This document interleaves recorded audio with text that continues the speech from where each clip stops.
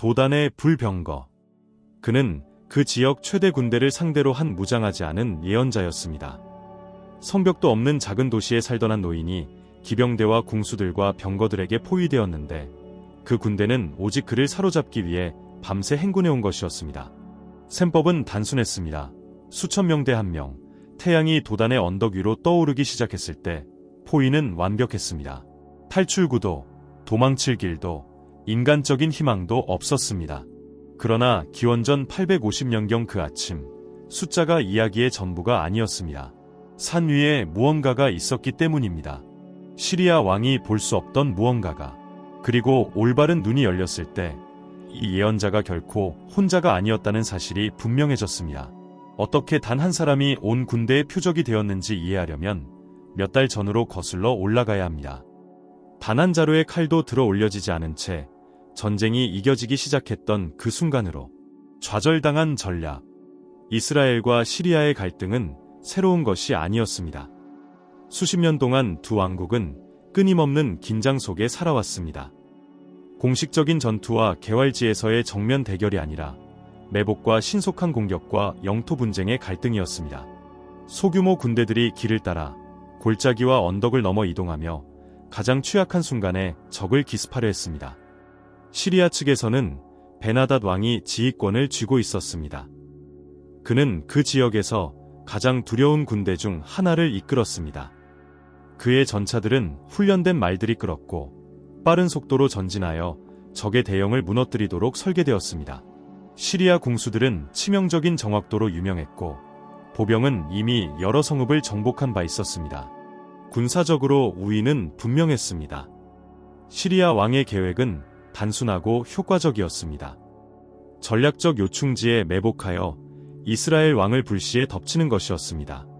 좁은 골짜기, 중요한 길목, 산의 협로, 군대가 기동할 여지가 없는 장소들을 선택하는 것이었습니다. 고대에 흔히 쓰이던 전략으로 대개 효과가 있었습니다. 그런데 이번에는 이상한 일이 벌어지기 시작했습니다. 시리아 왕이 특정 장소에 군대를 배치할 때마다 이스라엘 군대는 그냥 나타나지 않았습니다. 매복을 위해 골짜기를 선택하면 이스라엘 군대는 다른 길을 택했습니다. 길목에 함정을 놓으면 이스라엘 군대는 다른 우회로를 택했습니다. 한 번이라면 우연, 두 번이라면 운이라 할 수 있었습니다. 그러나 계속 반복되었습니다. 성경 본문은 이런 일이 한두 번이 아니라 여러 차례 일어났다고 기록합니다. 마치 적이 계획을 실행하기도 전에 이미 알고 있는 것 같았습니다. 군사 지휘관에게 이보다 위험한 상황은 없습니다. 적이 당신의 전략을 안다면 전투가 시작되기도 전에 이미 전쟁을 진 것이기 때문입니다. 시리아 왕의 좌절은 불신으로 변하기 시작했고 불신은 빠르게 편집증으로 발전했습니다. 그는 가장 측근의 장교들을 소집했습니다. 장군들, 전쟁 고문들, 왕국의 가장 비밀스러운 결정에 참여하는 자들이었습니다. 그리고 그 방에서 직접적인 고발을 했습니다. 그 자리에 배신자가 있다고, 누군가 이스라엘 왕에게 정보를 넘기고 있다고. 매우 심각한 고발이었습니다. 그 시대의 간첩 행위는 재판도, 두 번째 기회도 없이 즉각적인 사형으로 처벌받았습니다. 장교들은 서로를 바라보았습니다. 침묵이 방을 가득 채웠습니다. 그때 그들 중 하나가 입을 열기로 결심했습니다. 배신자는 없었습니다. 문제는 군사적인 것이 아니라 영적인 것이었습니다. 그 장교는 이스라엘에 엘리사라는 예언자가 있다고 설명했습니다. 이 사람은 어떤 전쟁의 논리도 거스르는 능력을 가지고 있었습니다. 시리아 왕이 자신의 침실 안에서 말한 것을 알 수 있었습니다. 간첩도 아니고 숨겨진 정탐꾼도 아니고 인간적인 전략도 아니었습니다. 예언자가 그냥 알았고 이스라엘 왕에게 모든 것을 전했습니다. 갑자기 모든 것이 이해되었습니다. 좌절된 모든 매복, 실패한 모든 계획, 쓸모없었던 모든 움직임이. 시리아 왕은 단지 군대와 싸우는 것이 아니었습니다. 궁전에서 나오기도 전에 그의 비밀을 아는 누군가와 싸우고 있었던 것입니다. 그리고 그것은 칼과 말과 병거로는 해결할 수 없는 문제였습니다. 왕의 결정은 즉각적이었습니다. 문제가 한 사람이라면 그를 제거해야 했습니다. 도단 포위. 시리아 왕에게 전쟁의 성격이 바뀌었습니다. 그때까지는 이스라엘 군대가 문제였습니다. 이제 모든 것이 단 하나의 이름을 가리켰습니다. 엘리사. 그는 장군이 아니었고 군대를 지휘하지 않았으며 무기도 없었고 궁전에 살지도 않았습니다. 그저 예언자 한 명이었습니다. 그러나 실제로 그 혼자인 사람이 시리아의 모든 군사 전략을 좌절시키고 있었습니다. 왕은 주저하지 않았습니다. 계획이 세고 있다면 해결책은 단순했습니다. 예언자를 사로잡는 것이었습니다. 엘리사가 어디 있는지 알아내도록 명령했습니다. 간첩을 보내고 정보원을 신문하고 전령들이 그 지역의 길을 누볐습니다. 대답은 곧 왔습니다. 엘리사는 도단에 있었습니다. 도단은 요새화된 도시가 아니었습니다. 웅장한 성벽도 상당한 군사 수비대도 없었습니다. 사마리아 북쪽 약 19km 지점의 산악지대에 위치한 작은 마을이었습니다. 쉬운 표적이었습니다. 그러나 시리아 왕은 위험을 감수하고 싶지 않았습니다. 그 예언자가 정말로 닫힌 방에서 하는 말을 알 수 있다면 어떤 실수도 임무 실패를 의미할 수 있었습니다. 그래서 소규모 군대를 보내지 않았습니다. 말들과 병거들과 대규모 군사력을 보냈습니다. 성경 본문은 단 한 사람을 사로잡기 위한 불균형적인 동원을 묘사합니다. 그러나 시리아 왕에게는 이치에 맞았습니다. 엘리사가 자유롭게 남아있는 한 어떤 군사 전략도 작동하지 않을 것이었습니다. 그날 밤 군대는 침묵 속에 행군했습니다. 야간 이동은 고대에 흔했습니다. 낮에 더위를 피하고 말들의 체력을 보존하고 무엇보다 어떤 경고도 퍼지기 전에 목표에 도달하기 위해서였습니다. 시리아 군인들은 어두운 골짜기를 건너고 도단 주변의 언덕을 올라 모든 사람이 잠든 사이에 도시 주변의 자리를 잡았습니다. 기병대는 출구에, 병거들은 주요 도로에, 보병은 모든 통로를 막았습니다. 새벽의 첫 햇살이 언덕을 물들였을 때 포위는 완성되었습니다. 탈출구도, 전령도, 도망칠 가능성도 없었습니다. 그 작은 도시 어딘가에서 늙은 예언자는 아직 잠들어 있었습니다. 그 지역 가장 강력한 군대가 오직 한 가지 목적, 그를 사로잡기 위해 밤새 행군했다는 사실도 모른 채 그것을 처음 본 것은 그의 종이었습니다. 두 가지 현실. 그날 아침 문이 열렸을 때 바깥 풍경은 악몽에서 나온 것 같았습니다. 종은 여느 날과 다름없이 나왔습니다. 아마 물을 뜨러, 아마 날씨를 확인하러, 아마 그냥 해가 뜨기 전에 하루 일과를 시작하려고. 그러나 눈이 새벽의 희미한 빛에 익숙해졌을 때 그가 본 것은 현실 같지 않았습니다. 사방에 말들이 있었습니다. 무기가 이른 아침 햇살을 반사하며 번쩍였습니다. 포위 대형을 이룬 병사들. 도단 주변의 언덕들이 점령되어 있었습니다. 전차들이 도주로를 막고 있었습니다. 궁수들이 높은 곳을 차지하고 있었습니다. 보병이 도시의 모든 입구를 봉쇄하고 있었습니다. 종은 바람에 펄럭이는 시리아 깃발들, 정렬된 방패들, 높이 든 창들, 진격 준비를 마친 대형들을 볼 수 있었습니다. 그 군대는 협상하러 온 것이 아니었습니다. 사로잡거나 죽이러 온 것이었습니다. 공황이 즉각적으로 엄습했습니다. 종은 집 안으로 들어오다 거에 걸려 넘어질 뻔하며 뒷걸음질 쳤습니다. 심장이 빨라지고 숨이 막히고 정신은 없는 탈출구를 필사적으로 찾았습니다. 엘리사에게 달려가 그 순간의 모든 절망이 담긴 한마디로 그를 깨웠습니다. 아, 내 주여, 우리가 어찌하리이까? 그것은 단순한 질문이 아니었습니다. 무력함의 외침이었습니다. 방정식은 잔혹했습니다. 흑벽 집안에 무장하지 않은 두 남자 대온 군대, 성벽도, 아군 병사들도, 탈출로도 없었습니다. 모든 것이 끝을 가리켰습니다. 그러나 엘리사의 반응은 어떤 인간적 논리도 따르지 않았습니다. 두려움에 뛰쳐나오지도, 창문으로 달려가 살피지도, 탈출 계획을 세우기 시작하지도 않았습니다. 그의 목소리는 차분하고 단호했습니다. 아무것도 변하지 않은 것처럼. 두려워하지 말라. 우리와 함께한 자가 그들과 함께한 자보다 많으니라.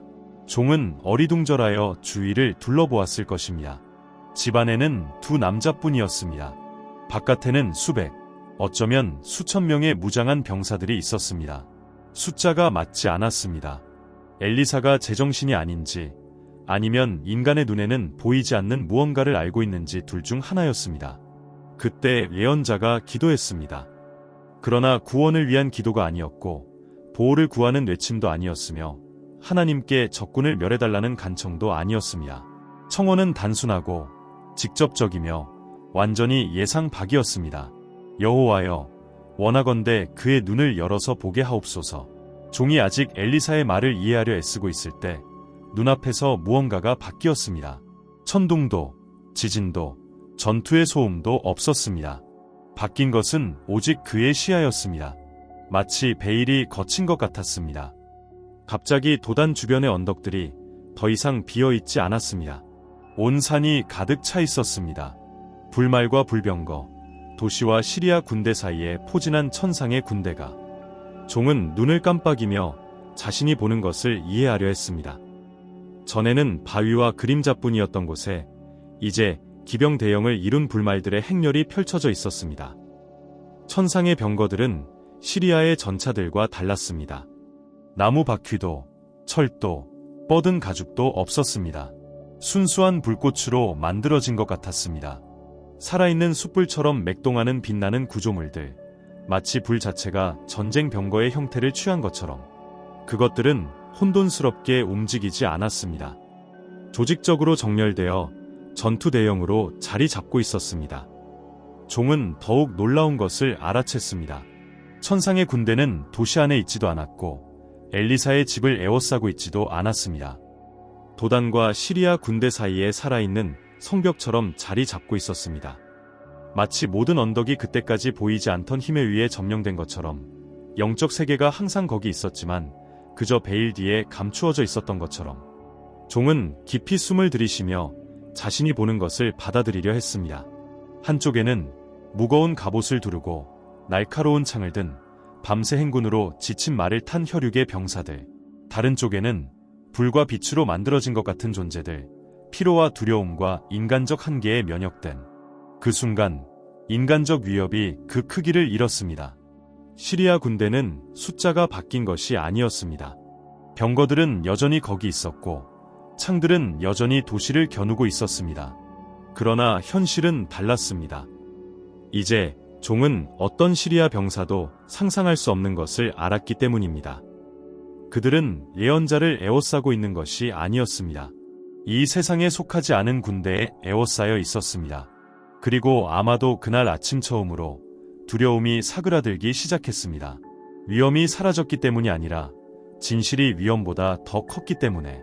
한쪽에는 혈육의 병사들, 청동 갑옷, 날카로운 칼, 헐떡이는 말들, 진격 준비를 마친 전차들, 다른 쪽에는 불의 존재들, 숯불처럼 빛나는 말들, 움직이는 불꽃으로 만들어진 것 같은 병거들, 물리 세계의 법칙을 따르지 않는 힘 온 산이 가득 차 있었습니다. 작은 무리가 아니었고 호위대도 아니었습니다. 전투 대형으로 포진한 완전한 군대였습니다. 그 순간 셈법이 바뀌었습니다. 이제 한 군대 대 두 남자가 아니었습니다. 한 군대 대 또 다른 군대였습니다. 그리고 불의 군대가 육신의 군대를 에워쌌습니다. 엘리사는 놀라는 기색을 보이지 않았습니다. 그에게 이것은 계시가 아니었습니다. 이미 알고 있던 것의 확인일 뿐이었습니다. 종이 위험만 보는 동안 예언자는 항상 보호를 보아왔습니다. 종이 병사들을 세는 동안 엘리사는 보이지 않는 군대를 알았습니다. 그러나 가장 놀라운 것은 아직 오지 않았습니다. 인간을 초월한 승리. 천상의 군대는 움직이지 않았습니다. 불말들은 전진하지 않았습니다. 초자연적인 병거들은 공격하지 않았습니다. 힘은 거기 있었습니다. 실제하고 임재하고 준비된. 그러나 사용되지 않았습니다. 그리고 공격을 명령하는 대신 엘리사는 다시 기도했습니다. 종이 언덕의 불군대를 계속 바라보는 동안 시리아 병사들이 도시를 향해 내려오기 시작했습니다. 그들에게는 아무것도 변하지 않았습니다. 도단은 무방비 상태였고 목표는 여전히 안에 있었으며 임무는 분명했습니다. 예언자를 사로잡는 것. 군대가 가까이 왔을 때 엘리사가 그들을 만나러 나갔습니다. 칼도, 군대도 아닌 오직 기도만 가지고 여호와여 원하건대 저 무리의 눈을 어둡게 하옵소서. 그 순간 온 군대가 시력을 잃었습니다. 평범한 어둠이나 단순한 빛의 부재가 아니었습니다. 완전한 혼란이었습니다. 훈련된 병사들이 길을 구별할 수 없었습니다. 지휘관들이 자신들의 군대가 어디 있는지 몰랐습니다. 말들이 방향을 잃고 동요했습니다. 완벽한 군사 대형이 혼돈으로 변했습니다. 그 지역 가장 두려운 전쟁 기계가 단 한 자루의 칼도 들어 올려지지 않은 채 완전히 취약해졌습니다. 그러자 더욱 놀라운 일이 벌어졌습니다. 엘리사가 눈먼 군대 한가운데 섰습니다. 그들이 사로잡으러 온 바로 그 사람이 이제 그들 앞에서 발걸음을 인도하고 있었습니다. 이는 그 길이 아니요 이는 그 성도 아니니 나를 따라오라. 너희가 찾는 사람에게 내가 인도하리라. 사실이었습니다. 그들은 이스라엘의 예언자를 찾고 있었고 예언자가 거기 있었습니다. 그러나 눈먼 병사들은 몰랐고 인도하는 목소리를 신뢰했습니다. 시야도 방향도 자신들이 어디 있는지도 모른 채 시리아 군인들에게는 선택지가 없었습니다. 그들이 할 수 있는 일은 오직 권위 있게 말하는 그 사람의 목소리를 따르는 것뿐이었습니다. 그리고 행군이 시작되었습니다. 이제 전투 대형의 군대가 아니었습니다. 완벽한 규율도 방패의 정렬도 없었습니다. 눈먼 사람들의 무질서한 행렬이었습니다. 고삐로 이끌리는 말들, 자기 길도 보지 못하면서 질서를 유지하려는 지휘관들, 평소라면 빠르고 자신있게 행군했을 흘길을 천천히 내려갔습니다. 그러나 이제 모든 발걸음이 불확실했고 모든 돌멩이가 장애물이었으며 길의 모든 구비가 위험이었습니다. 밤새 당당히 행군했던 군대가 이제 침묵 속에 걸었습니다. 자신들을 사로잡으러 보내진 사람의 목소리에 완전히 의존한 채, 그리고 그들 중 아무도 발걸음을 옮길 때마다 자신들이 적진의 심장부로 인도되고 있다는 것을 눈치채지 못했습니다. 엘리사는 도단의 작은 도시에서 이스라엘 왕국의 수도 사마리아까지 약 19km를 온 시리아 군대를 이끌었습니다. 늙은 예언자 한 명이 수천 명의 눈먼, 무방비 상태의 적군 병사들을 골짜기와 언덕을 넘어 이스라엘 권력의 중심부까지 이끈 것입니다. 사냥꾼들이 사냥감에게 인도를 받았습니다. 사마리아에 도착했을 때 엘리사가 다시 기도했습니다. 여호와여, 이 무리의 눈을 열어서 보게 하옵소서. 시력이 돌아왔습니다. 병사들은 눈을 깜빡이며 빛에 눈을 적응시키고 자신들이 어디 있는지 깨달았습니다. 도단이 아니었습니다. 무방비 도시를 포위하고 있는 것이 아니었습니다. 그들은 사마리아 안에 이스라엘 수도 한복판에 이제 이스라엘 왕의 군대에 에워싸여 있었습니다. 함정이 닫혔습니다. 포위한 자들이 포위되었습니다. 이스라엘 왕은 기회를 보고 엘리사에게 명백한 초조함으로 물었습니다. 내 아버지여, 내가 치리이까? 내가 치리이까? 적군의 상당 부분을 한꺼번에 제거할 기회였습니다. 쉬운 승리, 수년간의 전쟁에 대한 복수.